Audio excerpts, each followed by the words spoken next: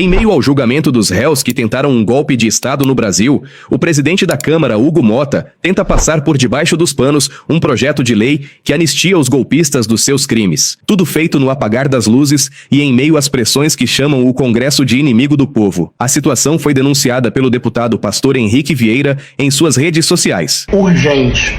Corre nos bastidores de Brasília a notícia que Hugo Mota pode colocar para votar anistia para os golpistas do 8 de janeiro ainda no mês de julho. Então vamos montar o quadro do que é o Congresso brasileiro hoje. Aumentar imposto sobre super ricos para aliviar os mais pobres, isso eles não querem. Fim da escala 6x1, que massacra todos os dias o nosso povo, eles também não querem. Corte de gastos em programas sociais, muitos apoiam. Aumento no número de deputados, a maioria votou a favor. Mais emendas parlamentares, mais recursos em emendas, também. E agora, anistia para quem tentou um golpe contra a democracia, no limite para proteger Bolsonaro e alguns generais.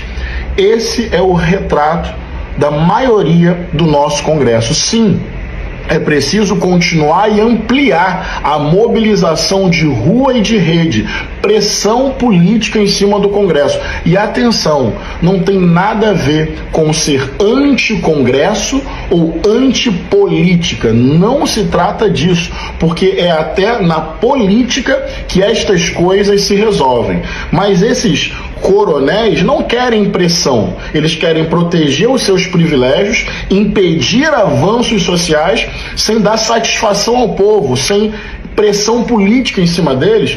Em hipótese alguma nós podemos aceitar isso. Com democracia, com cidadania, com muita consciência, e na política é preciso cobrar, pressionar, mobilizar, porque esse é o retrato do Congresso hoje. Ou seja, taxar os super ricos não pode. Aumentar o número de deputados pode. Escala 6x1 de trabalho pode também. Anistia para golpista pode também. É o retrato daquilo que mantém esse país injusto, desigual, protegendo o bilionário e sacrificando o povo. Bora pra cima, com pedagogia, consciência política, pé no chão, conversando com todo mundo, rua e rede, porque esses senhores aí, acostumados aos privilégios, precisam aprender a lidar com pressão política, pedagógica e popular. Líder do PT na Câmara, Lindbergh Farias, subiu o tom sobre o assunto ainda na quinta-feira na rede social X. Ele fez uma extensa publicação em que alegou a inconstitucionalidade da medida e destacou que nenhuma versão do PL da anistia é aceitável. Abre aspas, a mesma Casa Legislativa que ontem aprovou um projeto para endurecer a progressão de regime de um extenso rol de crimes,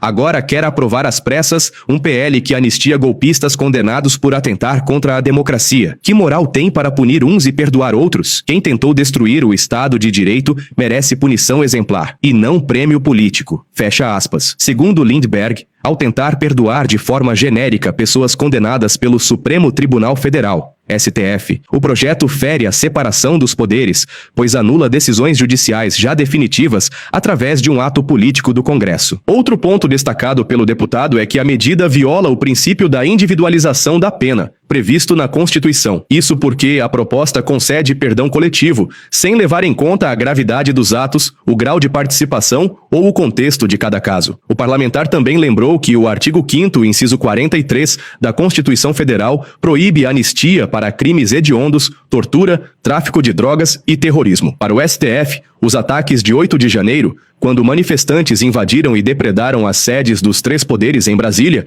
foram atos de vandalismo político e tentativa de golpe de Estado, enquadrados como crimes equiparados ao terrorismo. Na avaliação de Lindbergh, a anistia seria uma forma de autoanistia disfarçada, proibida pelo ordenamento jurídico brasileiro, além de afrontar cláusulas pétreas do Estado Democrático de Direito, relativizando a punição para crimes que ameaçam a própria democracia. Ele encerrou afirmando, abre aspas, nenhuma versão do PL da anistia é aceitável, e não aceitaremos que esse escândalo avance. Se tentarem votar antes do recesso, a resposta será à altura. Mobilização nacional, pressão institucional, denúncia internacional e vigilância permanente. Golpismo não se apaga, se pune. E quem tentar apagar será cúmplice e partícipe de um novo atentado à democracia. Fecha aspas. Diante das pressões sobre o Congresso e das recentes medidas que vão contra o povo brasileiro, um ato está convocado para o dia 10 de julho na Avenida Paulista. Também na quarta-feira, o deputado Guilherme Boulos fez um chamado para que todos participassem do ato diante dos ataques do chamado Congresso Inimigo do Povo. Fala, pessoal.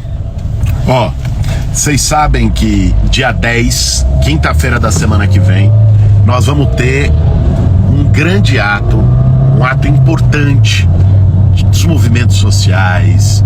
Milhares de pessoas já confirmaram pela nossa luta, pela batalha que está acontecendo hoje no Brasil de quem é que vai pagar a conta. Eu acabei de sair de um debate na rua que a gente fez lá na Praça da República em São Paulo, ali no meio do comércio popular, conversando com o povo, explicando o que está em jogo, a importância desse ato, dessa manifestação que vai ter na quinta-feira da semana que vem. Tô chegando agora aqui em Taboão da Serra, na região metropolitana de São Paulo, onde vamos fazer novamente uma convocação ao longo do fim de semana, reuniões nas periferias para chamar as pessoas. Agora, o que eu queria falar com vocês é o seguinte: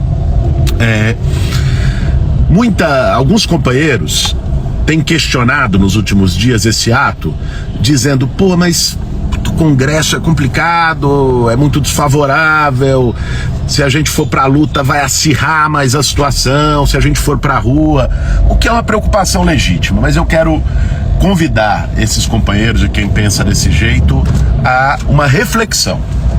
Qual é a situação, pessoal? Em primeiro lugar, sim, não se ganha uma batalha na defensiva. Ir pra rua, ir pra luta é algo essencial, que está no DNA da disputa política da esquerda. É importante. A extrema-direita vai às ruas para colocar as pautas deles.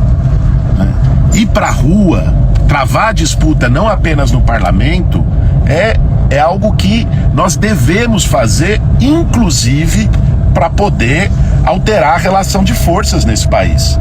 Que lá no Congresso a gente sabe que é muito difícil. Eu sei qual é a situação lá, eu sou deputado, eu tô vendo aquela situação. Nós não temos nem um terço do Congresso na esquerda. E lógico que o presidente Lula vai ter que negociar, vai ter que buscar construir consensos. Isso é parte de um governo de coalizão sem maioria no parlamento. Isso é parte de uma frente ampla que foi a que derrotou Bolsonaro e a extrema-direita em 2022, né? E é papel do governo buscar construir pontos e ter diálogo, porque nós não temos maioria, senão não aprova nada. Ok. Mas dito isso, é papel da esquerda também ir às ruas e mobilizar. Existe uma frente ampla, existe uma coalizão. A esquerda também tem que ter voz nessa coalizão. Também tem que convocar o povo, a sociedade, para suas pautas.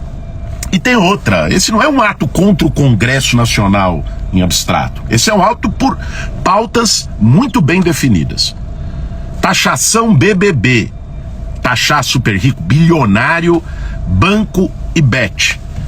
Fazer os ricos entrarem no imposto de renda e os pobres no orçamento. Essa era a promessa de campanha do Lula em 2022. Fim da escala 6x1. Proposta do movimento VAT, PEC da nossa companheira Erika Hilton, e que o Lula assumiu como proposta de governo. Além disso, enfrentar os supersalários. Nós entramos com o PL, o projeto de lei, há 6 meses, já tem assinaturas para regime de urgência e não foi pautado. Zerar imposto de renda de quem ganha até R$5.000 por mês, 90% da população brasileira. Veja, a questão é que o governo tem buscado colocar essas pautas. E a maior parte do Congresso tem obstruído, barrado, não pautado. É natural que a esquerda e os movimentos sociais vão às ruas. E é isso que nós vamos fazer no dia 10.